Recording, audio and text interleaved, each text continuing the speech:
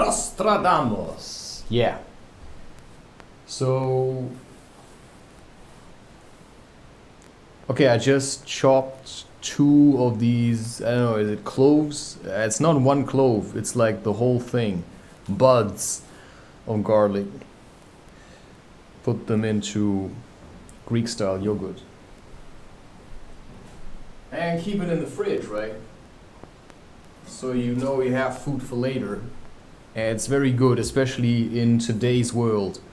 You need something to fight off all this fungi stuff and I don't know. It just keeps you from getting sick. Okay, I'm now rendering the first video, Hello Peter 8. Yeah. Now I will read the next chapter and then I have to clean the kitchen. So I like rendering while doing other things, and I have gotten better. It's still not yet perfectly perfect, but that's okay. I mean, okay, I just have to take in the blankets, which I have hung out of the window. See, I'm giving you a teaching. You know, I'm doing lots of other things while being creative. So I have to wet wipe the entire apartment today. So I have to also plan this in accordance with meals and stuff. So when do I need the strength? Well, I often eat. You know, I was really fighting the fear of not having food. But life often just gives me food for services I render. And that is something you also have to accept. So I wasn't showered with lots of money for doing my sadhana. I was being given food. So I also stopped taking it. If people give me food for something I have done, I can accept it. I'm not gonna take food anymore. Because my neighbors were putting out food and I took it for some time. But then I have to pay them back in a certain way. If I don't take the food, I don't have to do a service. Because I'm not really in relation to them and they steal away my time. I could be creating content or maybe help my family. And to me, family is more like a gathering of souls that have work to do with each other. That's a strange perspective, but the next book I'm gonna go through is gonna be the Bhagavad Gita. I think it's gonna be called O Song Celestial. Yeah, that's gonna be interesting because I have certain misgivings about the Gita. So you see, now I'm preparing you for what's to come, you know, apart from no longer giving you daily videos, but still enough to get you through the week. In addition, of course, with my podcast, if you understand German, you know, feel welcome to also listen to that. So I have accepted. I was trying in the German podcast. I was trying at first to do it really like grounded without all the spiritual stuff, but I realized, no, that's exactly what we need. People who open up to, yeah, I've got, you know, a soul. I'm not just a lump of meat, you know, wobbling around. No, I have a soul, I have a spirit, and I feel energy can be extracted from me. Yeah, I have not put on the wedding ring, but I'm still married. There's something in your heart, right?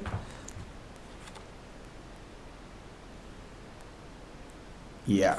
I'm gonna do the dishes next. I'm not gonna keep running after like rings, you know. If I know I'm married, what's the ring say? It's nice to have one. But you have to know it in your heart. Because a ring always makes me anxious of losing it.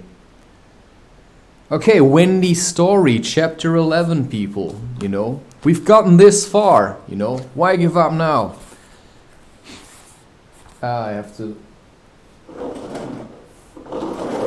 You know, I have the habit of covering myself in a blanket, like poncho style.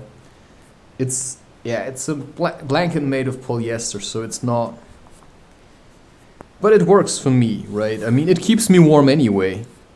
So why should I bitch about plastic? Everything's from nature.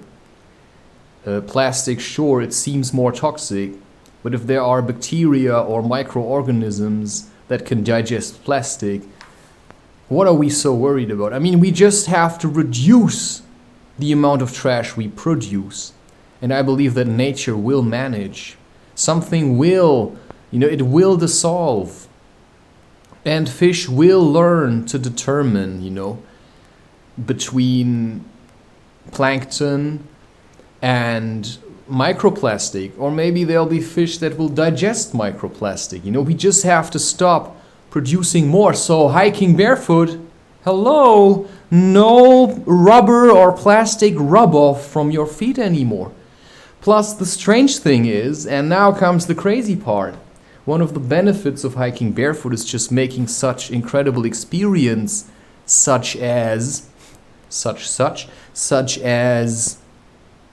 if you wear shoes, the sole always deteriorates. But if you walk barefoot, the sole gets stronger. And what's the sole then? It's the soul, my friend.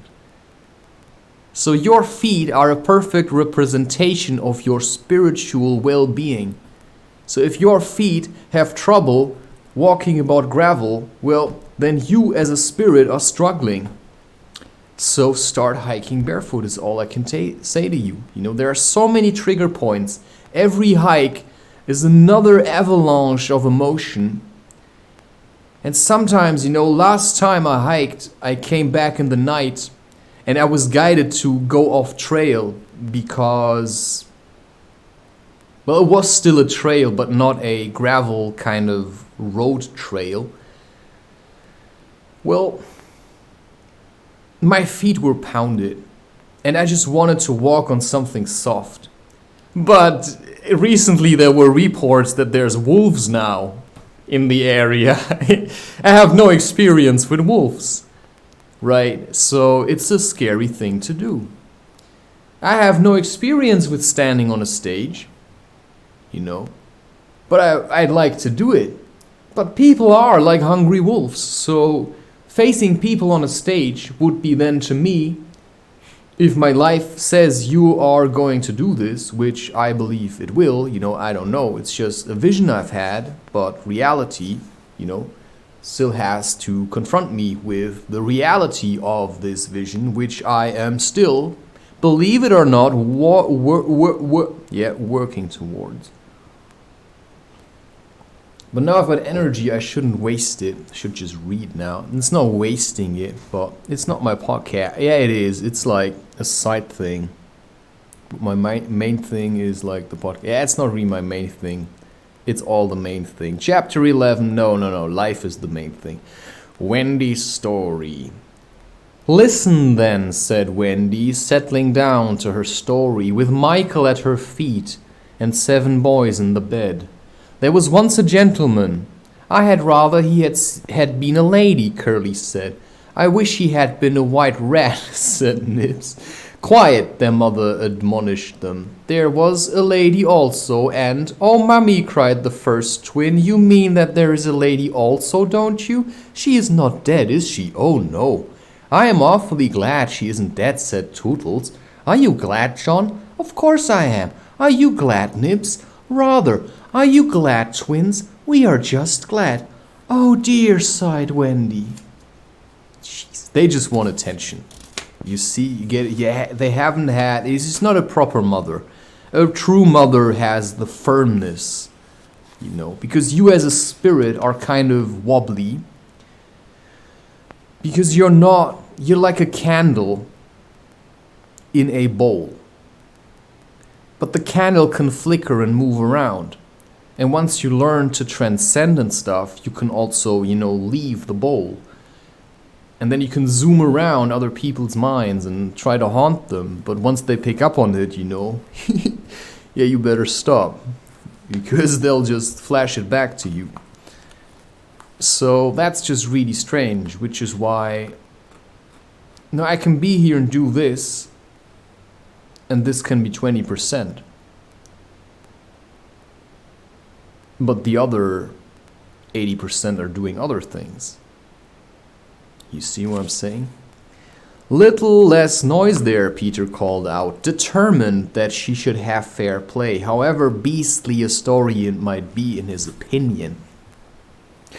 The gentleman's name, Wendy continued, was Mr. Darling, and her name was Mrs. Darling. I knew them, John said to annoy the others. I think I knew them, said Michael rather doubtfully.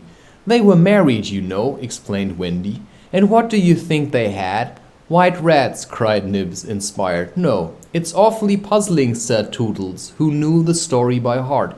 Quiet, Tootles. They had 3 descendants. What is descendants? Well, you are one, twin. Do you hear that, John? Oh yeah, a descendant? The ascendant. You know, it's like the star thing. Well, you are one, twin. Do you hear that, John? I am a descendant. Descendants are only children, said John. Oh dear, sighed Wendy. Now these 3 children had a faithful nurse called Nana. But Mr. Darling was angry with her and chained her up in the yard, and so all the children flew away. It's an awfully good story, said Nibs. They flew away, Wendy continued, to the Neverland, where the lost children are. I just thought they did. Curly broke in excitedly. I don't know how it is, but I just thought they did.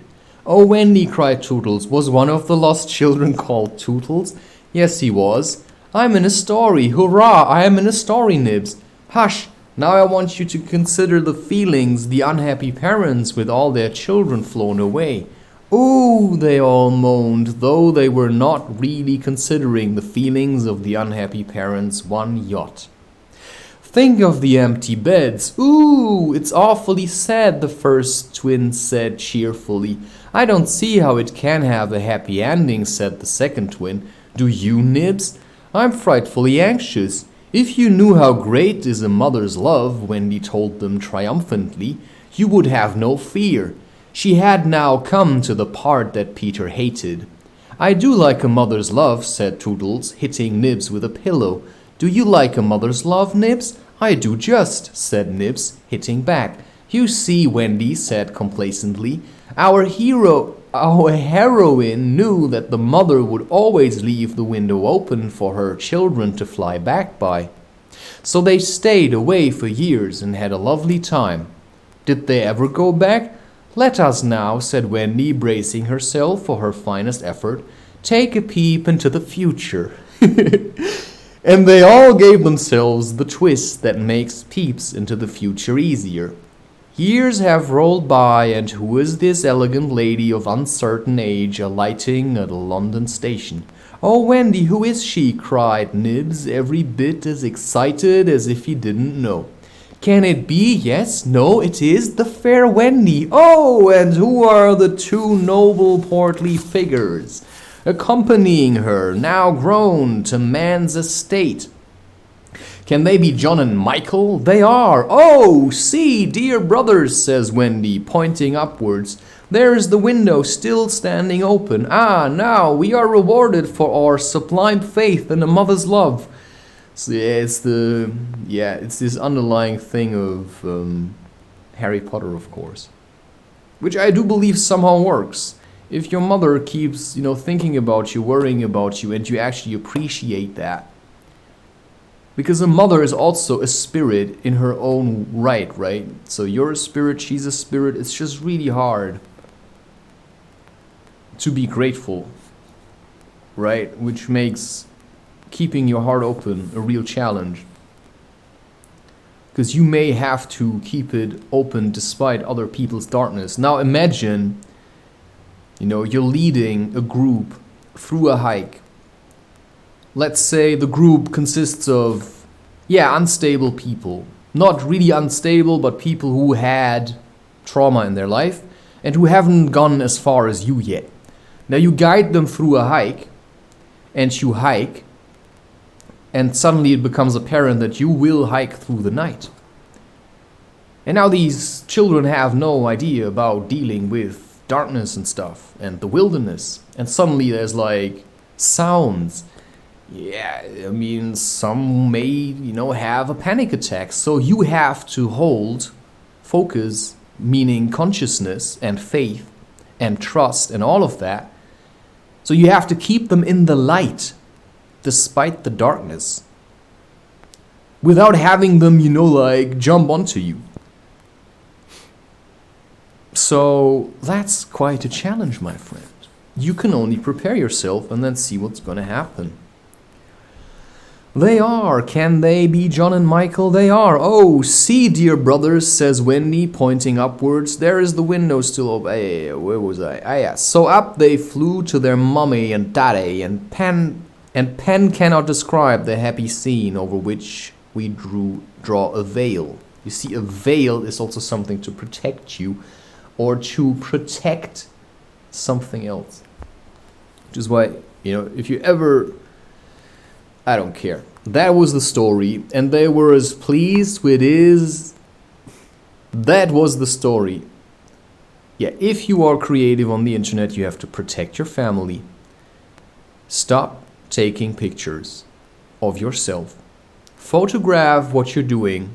Inspire people, but stop taking pictures of yourself. Stop filming yourself. You are not to be worshipped for the way you look like. Worship is just a kind of focus, a kind of attention,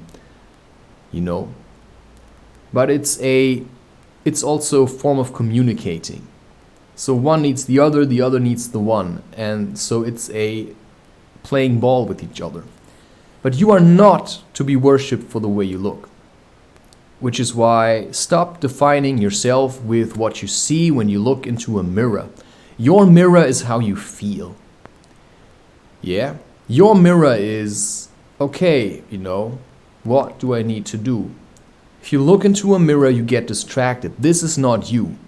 To me, this is a demonic entity that sucks away the time you could be actually creative. So you don't have to brush your teeth. You just have to adjust your diet and do your cleansing. And that's really hard, right? I mean, I chew on sticks to harden my teeth. It's a much better practice. It's what we give dogs, We say, hey, this is for tooth health. And what do? No, we go to the dentist. We brush our teeth with weird substances that are completely unnatural. All you have to do is just adjust your diet and get all these inflammations out of your system. So, yeah, ketogenic, reduce the fire, breathe. It just has to be balanced. That's one of the things I wrote onto my walls. A balanced diet. That's one of my goals. It has to be balanced.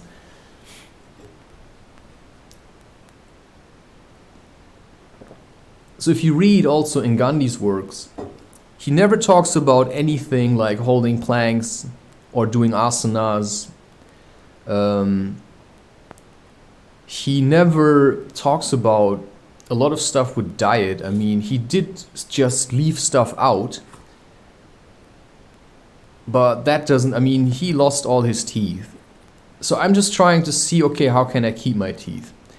Because losing one's teeth is clearly a sign of also deterioration. Your spirit is just too much madness, and then you lose your teeth. He wanted to die. In the end, he was shot. So if you are being shot, then you can clearly tell in what kind of a space you've been living, right? Like, your life, you were clinging, so he was in the end full of fear. He was probably also kind of shocked.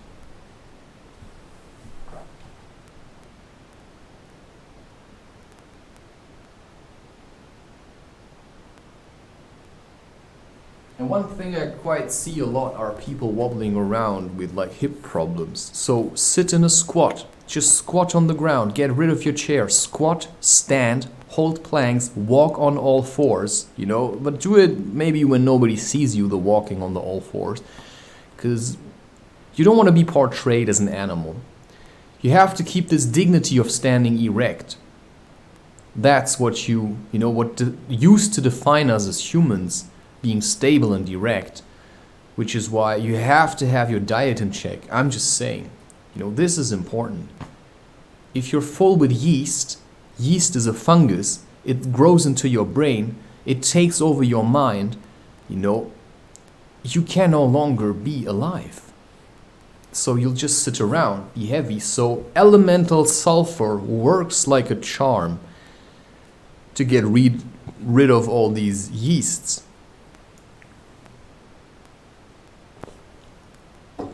And then you have to stop with sugar bit by bit. But, you know, you can stop with yeast basically any day. But sugar is a different matter. Because the yeast is already in your system. Which is why you have to... Wait a second. Which is why you have to take away its fodder and introduce things that will destroy it. I have tested this. I can just tell you from experience that at a point where I was again eating yeast and stuff after I had already done the cleanse, at some point I was hearing millions of tiny voices in my mind and I couldn't focus anymore. It was disgusting. There's like a colony in your mind and you can hear this. You have to get rid of it. This is really disgusting, but if you know how to deal with it, do it, please. It does work. It's a really strange thing. I don't know, this yeast thing is really weird. Like really weird. It's like, it can communicate. It can steer your actions. You know, it can tell you not to, let's say, do a cleanse. So you have to be stronger than this. At least, you know, if you're fighting yeast, a lot of people have these fungal infections. Yeah, because they're full of yeast and they eat too much sugar. And their general bodily, like their milieu, the habitat of their body is too sour. And then you can bring it all together, of course, with emotions and stuff, but it's not natural to cling so much to emotions. It's just because energy cannot flow properly. And you don't have to be fat to have a fungus infection. I'm just saying. You don't even have to be bloated, you know. But I will be able to tell if I see you. So better be honest about how you feel and then you can work with this. Okay?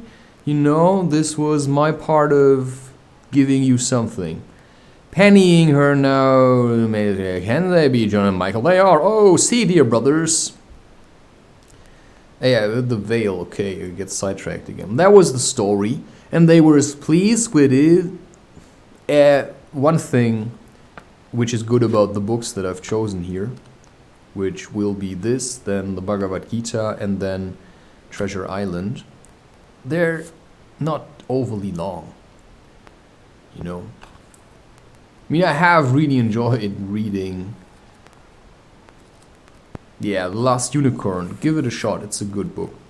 See, dear brother, the veil. That was the story, and they were as pleased with it as the fair narrator herself.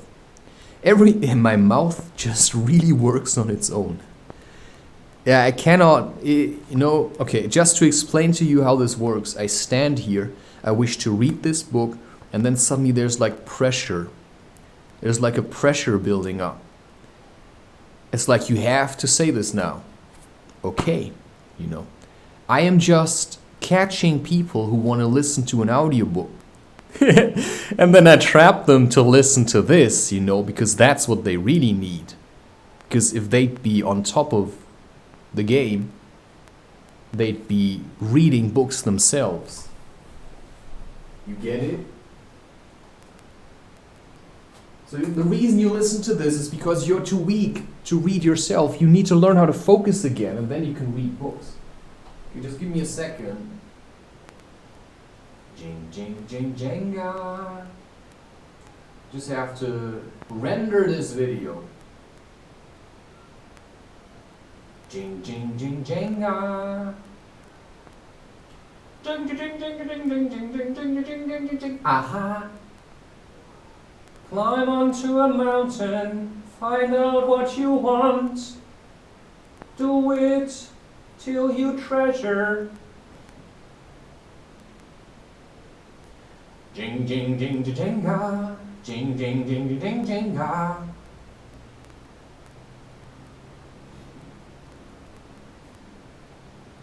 Yeah, I'm almost ready. I'm almost ready, mother.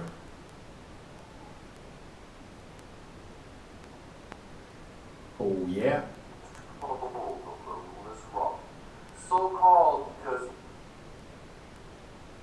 It seems strange, but it's the truth.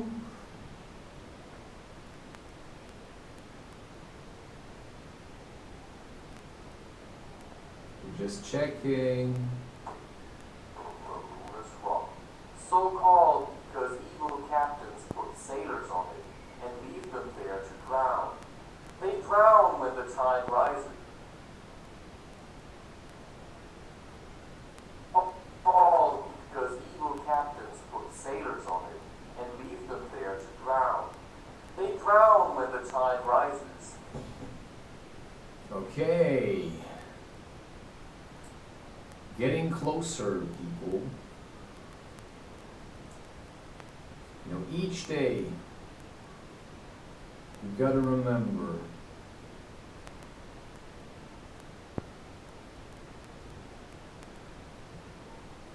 wait, no. Pen? Yo.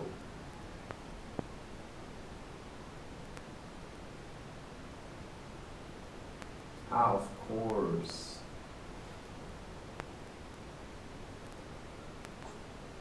Tell them you could give courses to people how to make their own dream catchers. You could give courses to people how to crochet. And if your life is fulfilled, your Very true, very true.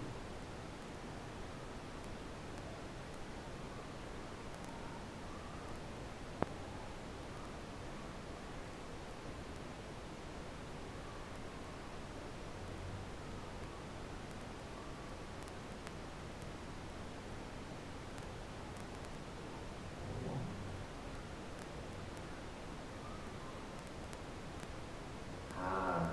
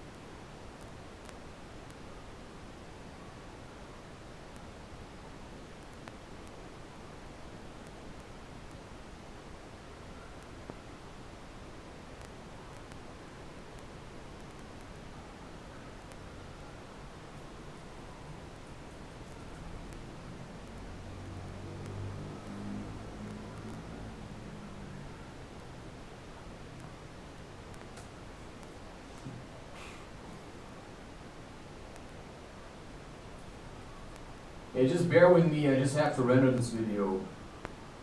You see, you could be reading this book yourself, I just told you, right?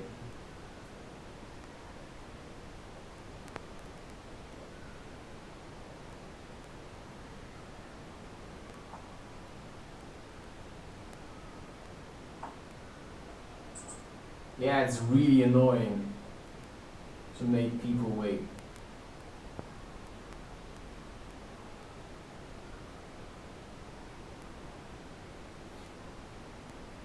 But I can't help it.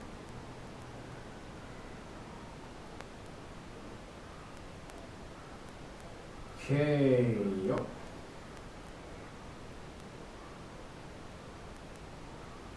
Just have to get the effects right.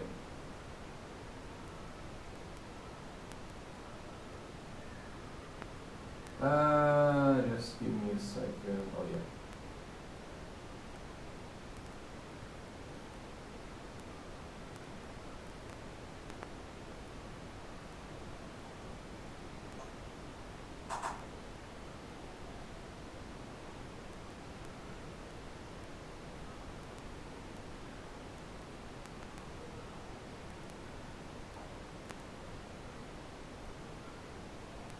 Okay.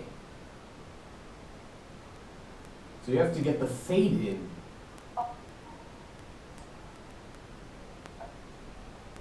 Yeah. Get it? Render job. Hello, Peter.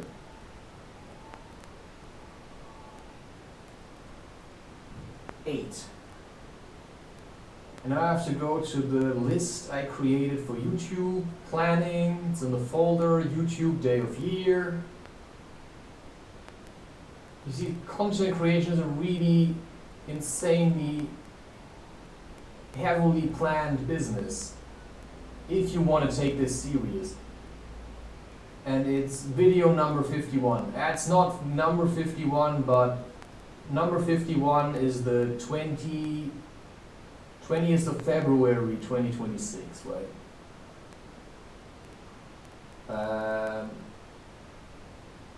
51. So I name it 05126 Hello Peter 08.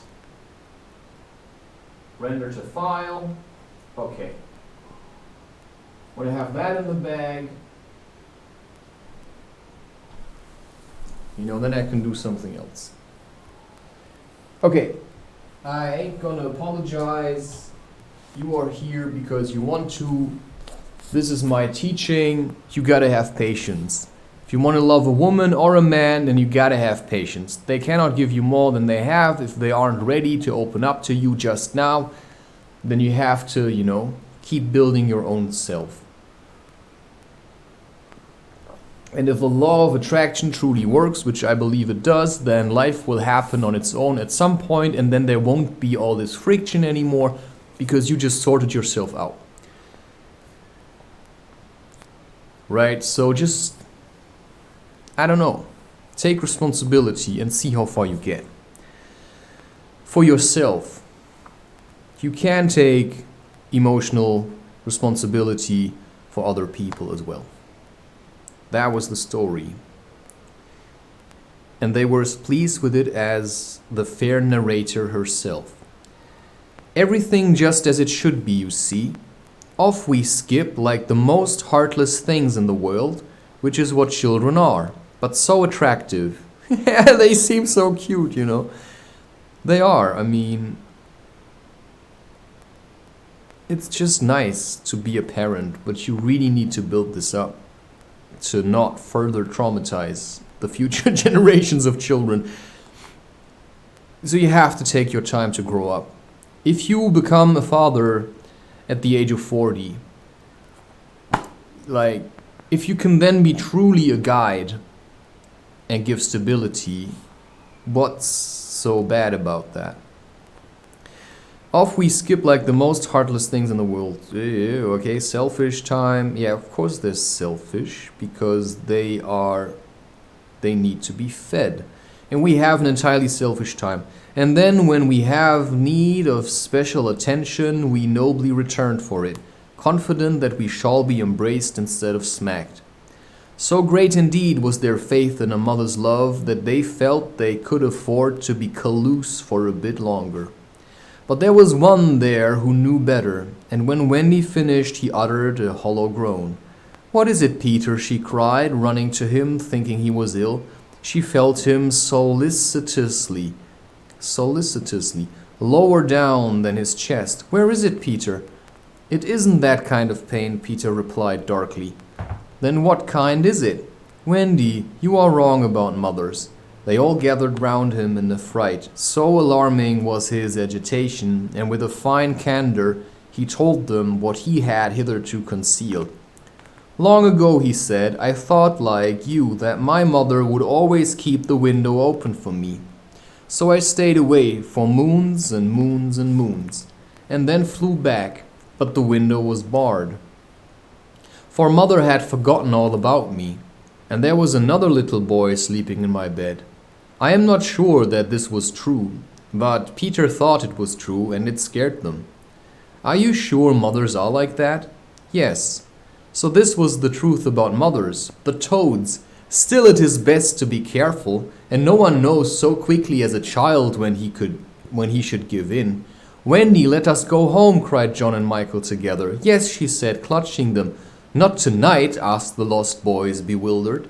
They knew in what they called their hearts that one can get on quite well without a mother, and that it is only the mothers who think you can't. At once Wendy replied resolutely, for the horrible thought had come to her. I think that mothers need their children as much as their children need their mothers. Depending, of course, also on the time, but I mean, the tribe consists because of the community, persists because of strong bonds. It's just the tribe in itself, in its true and, hey, that's a nice kind of a tribe, I'd like to live like this. The road is barred. You cannot get there unless you first become stable. Who you think you can't, not tonight. At once Wendy replied resolutely, for the horrible thought had come to her. Perhaps mother is in half mourning by this time. This dread made her forgetful of what must be Peter's feelings, and she said to him rather sharply, Peter, will you make the necessary arrangements? If you wish it, he replied, as coolly as if she had asked him to pass the nuts. Not so much as a sorry to lose you between them. If she did not mind the parting, he was going to show her. Was Peter that neither... What? If she did not mind the parting, he was going to show her. Was Peter that neither did he. Yeah, that makes no sense. But of course he cared very much. Wait a sec. If she did not mind the parting, he was going to show her. Was Peter that neither did he. Ah, okay. You see, it's like something he says in his mind, something like this, If she did not mind the parting, he was going to show her. Was Peter, Peter was going to show her. That neither did he. If she did not mind the parting, then he was going to show her that neither did he. The was Peter is simply added to the sentence to draw attention to the point that, the sentence means this is something within Peter. Not so much as a sorry to lose you between them. If she did not mind the parting, he was going to show her, was Peter, that neither did he. So sometimes reading books can also give you you have to, really want to understand also language. But also if people talk to you and somebody says something, you have to listen to what he's saying between the cracks of his own broken self. Because if he says, you can help me with this, but he means I'm gonna, distract you from your purpose and have you run after me. Parents aren't supposed to lure their children into folly, but it often happened to me, which is why I had to seclude myself from these ideas I had of parents and open up to myself as responsible. Maybe you haven't had this. I've had this a lot. So I said to people that posed as parents often, I'm sick of being taken for a fool. It's just the way it is. If your parents are like salesmen, You know, some people, they will lie about anything to get you to buy their product. And if those were your parents, then that's who they are. That's why they are good at this job, you know. They're selling you shit you don't need. So when you meet parents, they may actually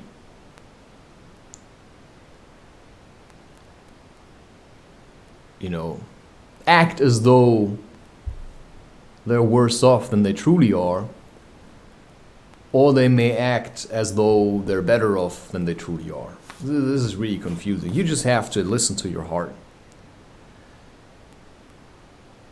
Okay. Why do I always have to get so sidetracked? It's incredible. It's just spending so much time. I mean, I'm reading 3 pages in 4 hours or what?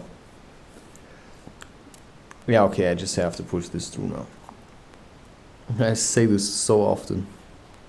It isn't that kind of pain, Peter replied. Ah, yeah, I've been there. At once, okay, if you wish it. Ah, yeah, okay. But of course, he cared very much, and he was so full of wrath against grown-ups who, as usual, were spoiling everything, that as soon as he got inside his tree, he breathed intentionally quick, short breath at the rate of about 5 to a second. He did this because there is a saying in the Netherlands that every time you breathe, the grown-up dies. Oh my god. It's an awfully terrible thing. And Peter was killing them off vindictively as far as possible. It's also maybe called the breath of fire or something.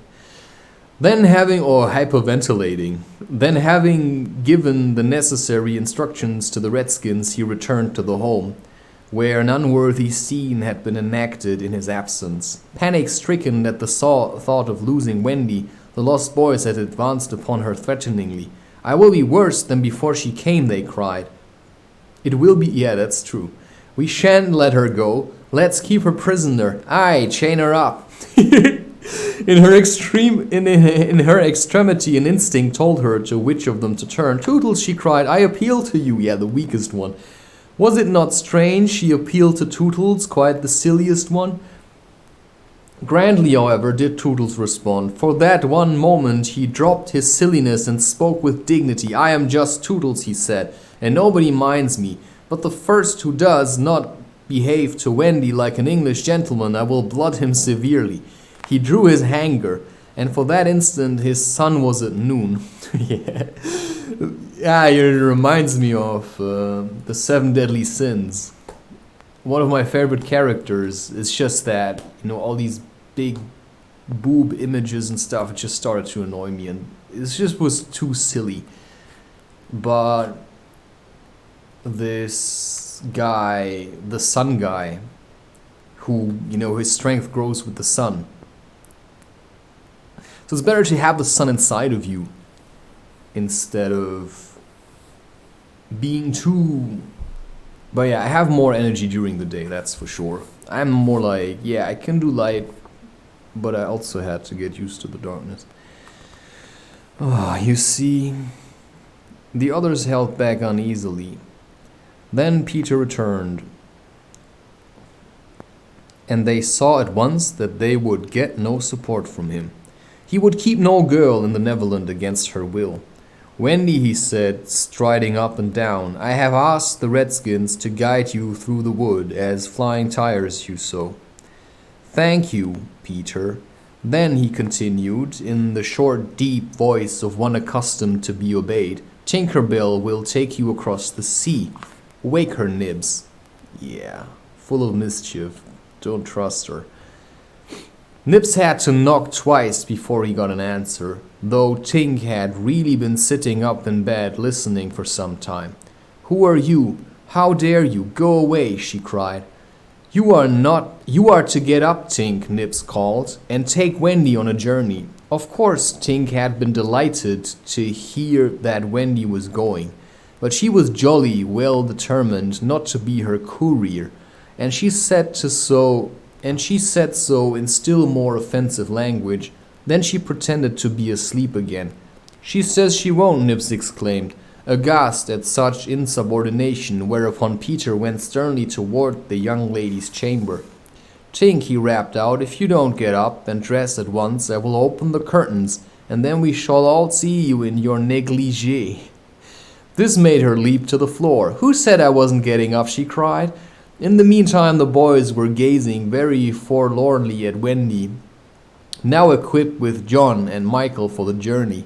By this time they were dejected, not merely because they were about to lose her, but also because they felt that she was going off to something nice to which they had not been invited. Novelty was beckoning to them as usual. Crediting them with a nobler feeling, Wendy melted. Dear ones, she said, if you will all come with me, I feel almost sure I can get my father and mother to adopt you. The invitation was meant specially for Peter. But each of the boys was thinking exclusively of himself, and at once they jumped with joy. But won't they think us rather a handful? Nibs asked in the middle of his jump. Oh no, said Wendy, rapidly thinking it out. It will only mean having a few beds in the drawing room. They can be hidden behind the screens on first Thursdays.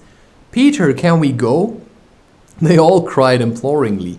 They took it for granted that if they went, he would go also.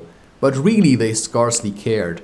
Thus children are ever ready, when novelty knocks, to desert their dearest ones. All right, Peter replied with a bitter smile, and immediately they rushed to get their things. And now, Peter, Wendy said, thinking she had put everything right, I am going to give you your medicine before you go. She loved to give them medicine, and undoubtedly gave them too much. Of course it was only water, but it was out of a calabash, and she always shook the calabash and counted the drops, which gave it a certain medicinal quality. On this occasion, however, she did not give Peter his draught. You know, the only medicine is to be found in nature. If you have stuff in bottles, you know, it's like some medicine has alcohol in it. I mean, sorry, but that's just bullshit. We should just go into nature, go hiking, be out there. That should be your medicine. I'm just saying. It's just weird stuff people started doing for whatever reason.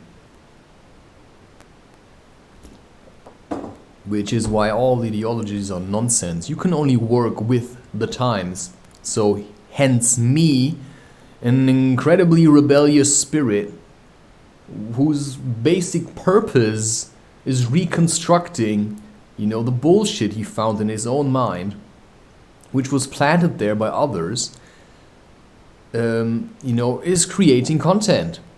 Because that's the way the times are. And I've said before, if Gandhi would have lived during times like this, he would have had trouble doing what he did before. Yeah, I'm serious about this. He would have had real trouble to do what he did before. Today, nobody would be ready to meditate with him. They wouldn't do it. They'd be all sunk into their phones. They wouldn't even know how to meditate. And that's the truth that I can tell you about. Because I've tried shaking up people. Forget it, man. Forget it. I mean, it works. It just takes a lot of time. So, you know, if you want to do such things, prepare yourself to invest a good decade. All right, Peter replied with a bitter smile, and immediately they rushed to get their things. No, wait.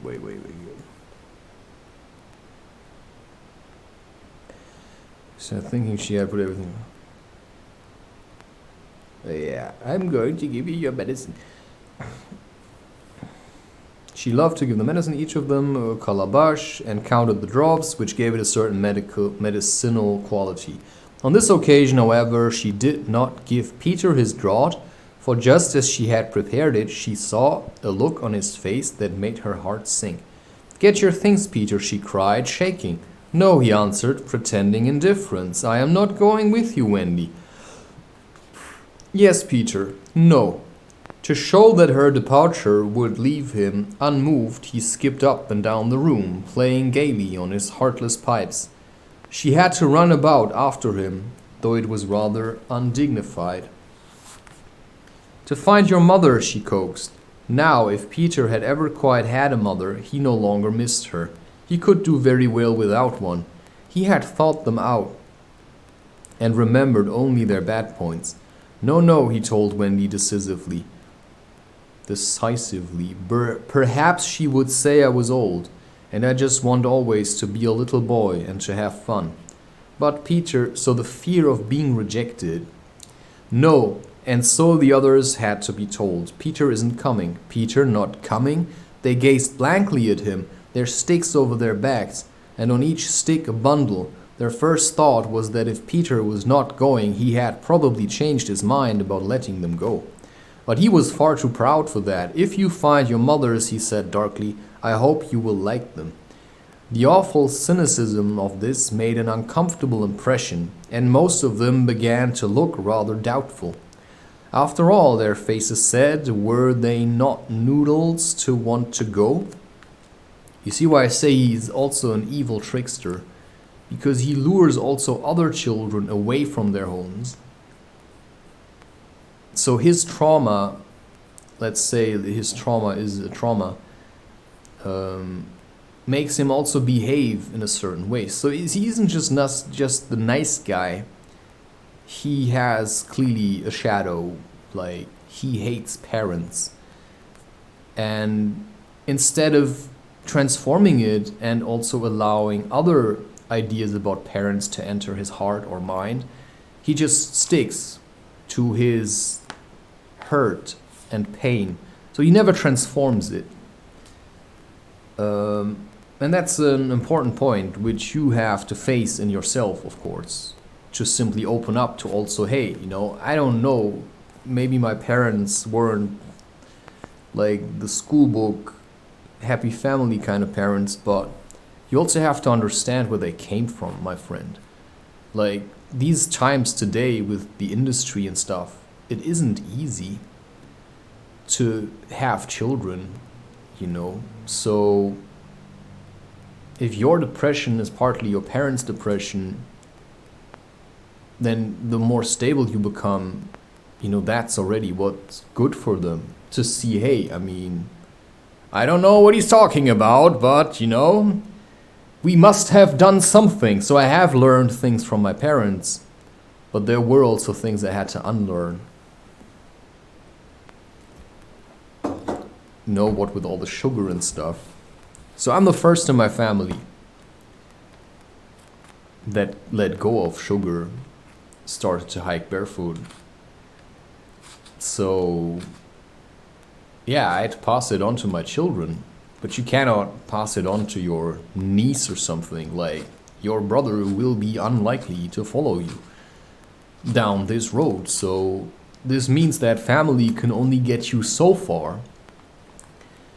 Depending on your family, there's families and there's families, but I often feel that siblings aren't really to be a part of your life for the rest of your life. Like, mostly you have to be your own kind of a person, because, you get out of the nest. You cannot be a bachelor forever.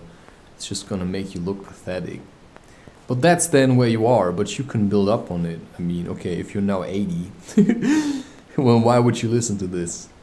Get your things, Peter, just to hear someone spank you. You could have done better. Well, then accept it. Accept your life was like this, it was incredibly hard, and you at least managed to get this far. So just continue living, never give up. Just do what you like. Even if you only have a few years left, it doesn't matter. Anyone can change at any time. If you start now, then you still begin to change. It's just you have to believe in it. God, this is... Get your things, Peter, she cried. No, but Peter, and so the others had to be told. But he was far too proud for that. If you find your mothers, he said darkly. Now then, cried Peter. No fuss, no blubbering, goodbye, Wendy. Yeah, you see, she has to know what she wants, and then she can act accordingly. And he held out his hand cheerily, quite as if they must really go now, for he had something important to do. She had to take his hand, as there was no indication that he would prefer a thimble. "You will remember about changing your flannels, Peter," she said, lingering over him. She was always so particular about their flannels. "Yes, and you will take your medicine?" "Yes." That seemed to be everything, and an awkward pause followed. Peter, however, was not the kind that breaks down before people. "Yeah.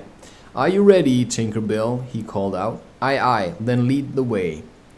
Tink darted up the nearest tree, but no one followed her, for it was at this moment that the pirates made their dreadful attack upon the redskins. Above, where all had been so still, the air was rent with shrieks and the clash of steel. Below there was dead silence. Mouth opened and remained open. Wendy fell on her knees, but her arms were extended toward Peter. All arms were extended to him, as if suddenly blown in his direction. They were beseeching him mutely not to desert them.